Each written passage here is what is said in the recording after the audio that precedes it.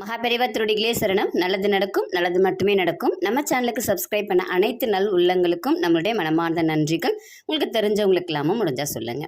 இன்னைக்கு இந்த பதிவில் நம்ம என்ன பார்க்க போகிறோம் அப்படின்னா, தடைகளை எப்படி தகர்த்தெறியறது அப்படிங்கிறது தான் பார்க்க போகிறோம். இது பெரியவா செய்து காட்டிய வழி. பெரியவா ஒரு இடத்துல கேம்ப் போட்டிருக்காங்க. அந்த கேம்பில் ஒரு 50 பேர் இருக்காங்கன்னு வச்சுக்கோங்களேன். பெரியவா இன்னைக்கு என்ன சொல்ல போகிறாங்க, எதை பற்றி பேச போகிறாங்க அப்படின்னு சொல்லிட்டு எல்லாரும் ஆவலாக பார்த்துட்ருக்காங்க.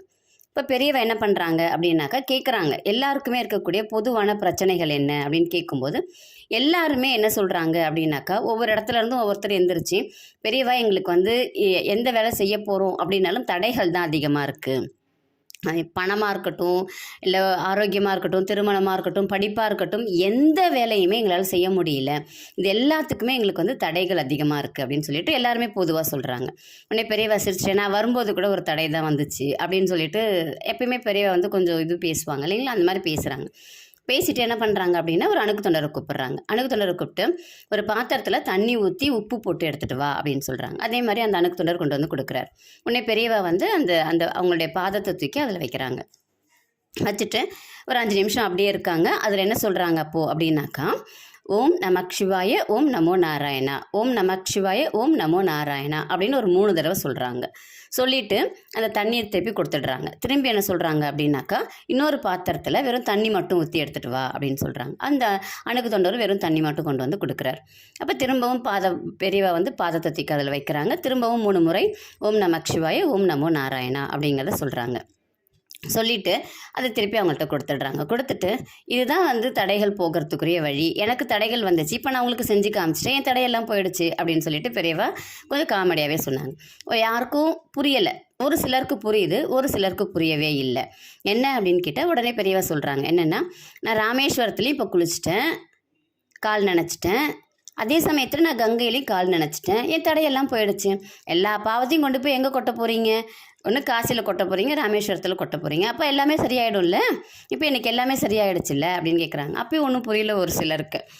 அப்போ தான் பெரியவா சொல்கிறாங்க, இந்த உப்பு போட்டு நான் கால் ஊற்றிக்கு வச்சேன் இல்லைங்களா, அது ராமேஸ்வரம் கடல் இருக்கிறது.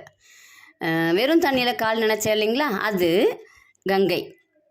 அப்போது கங்கையிலையும் நான் ஸ்நானம் பண்ண மாதிரி ஆகிடும், ராமேஸ்வரத்துலேயும் நான் ஸ்நானம் பண்ண மாதிரி ஆகிடும். அப்புறம் என்ன, எல்லா தடைகளுமே விலகிடும்ல அப்படின்னு சொல்லி கேட்குறாங்க. அப்போ தான் பெரியவா சொல்கிறாங்க, வீட்டில் இருந்தபடியே நீ என்ன பண்ணுற, குளிக்க போகிறதுக்கு முன்னாடி நீ ரொம்ப நல்லா ஆரோக்கியமாக இருக்க, நல்லா இருக்க, செல்வ செழிப்போடு இருக்கன்னு உன் மனசுக்குள்ளே ரிஜிஸ்டர் பண்ணிக்கோ, மனசுக்குள்ளே பதிய வச்சுட்டு ஒரு பக்கெட்டில் உப்பு போட்ட தண்ணி வை, ஒரு பக்கெட்டில் சாதாரண தண்ணி வை. வச்சுட்டு நீ உப்பு போட்ட தண்ணி ஊற்றி முதல்ல நீ வந்து அதை தலைக்கு ஊற்றுறியோ இல்லை உடம்புக்கு ஊற்றுறியோ குளிச்சிரு. அதுக்கடுத்து நல்ல தண்ணியை ஊற்றி குளி. இந்த உப்பு போட்ட தண்ணியை ஊற்றி குளிக்கும் போதும் ஓம் நம சிவாய சொல்லு, ஓம் நமோ நாராயணா சொல்லு ஒரு 3 தடவை.